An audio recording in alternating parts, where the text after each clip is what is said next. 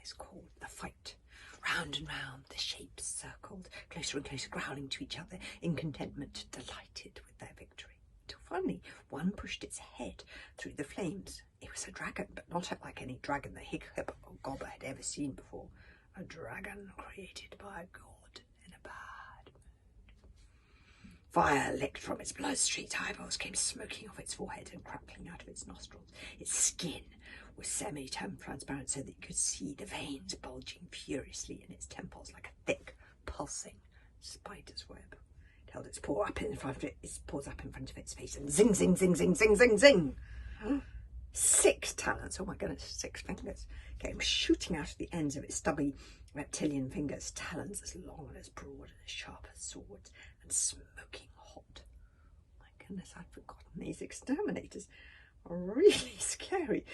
Saliva dropped slowly from its jaws, green flames flickered up and down its talons. It bent down low in the fire, mouth agape, ready to spring at Hiccup, and an expression of acute surprise came across its face, and it disappeared back into the flames as quickly as it had emerged.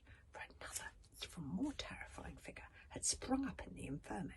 The figure of a white dragon with a single horn set in the middle of its forehead, a bit like a unicorn.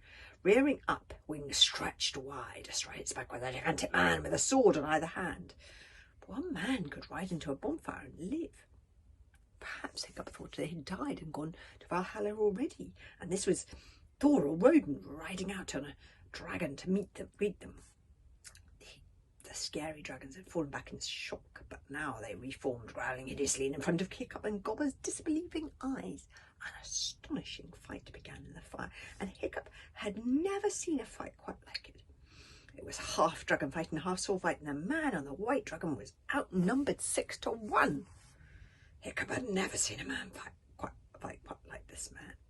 The exterminators used their talons like swords, springing at him from above, from aside, from below, slashing and thrusting. And the man on the white dragon had no shield, but he controlled his dragon with his knees alone, roaring like a god. His arm moved so quickly that you could barely see them. His swords were there to meet every blow, every attack, every thrust. "Okay, Toothless, come out now," said Toothless in a muffled way, right from beneath its helmet. "Toothless needs to do a pee-pee right now." "It's really not a good moment right now, Toothless," said Hiccup, nervously holding his helmet firmly to his head. "You should have gone earlier." "Let me out, Toothless, come out now, or Toothless do a pee-pee on mean master's head," screeched Toothless, furiously drumming his heels against the metal. 1 second, the man in the white dragon was parrying the Langa's 24 sword talons.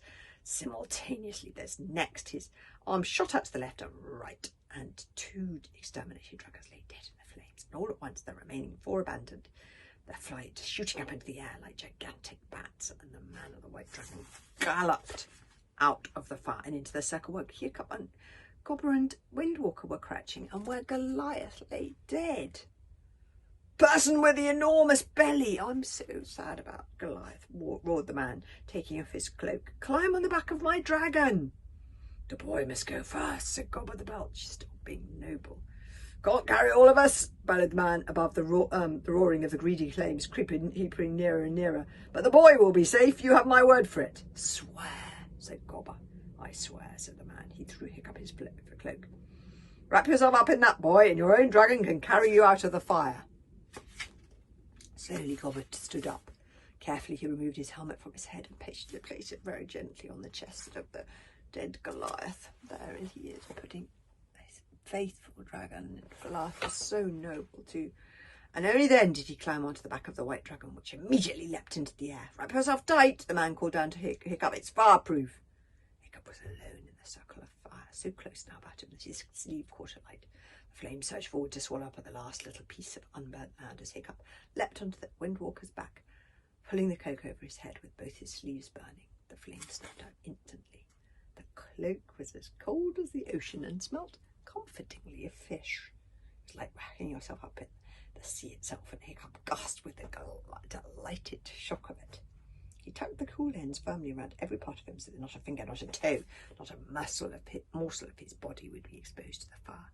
He threw his arms around the Windwalker's shivering back. "Run, Windwalker, run!" whispered Hiccup.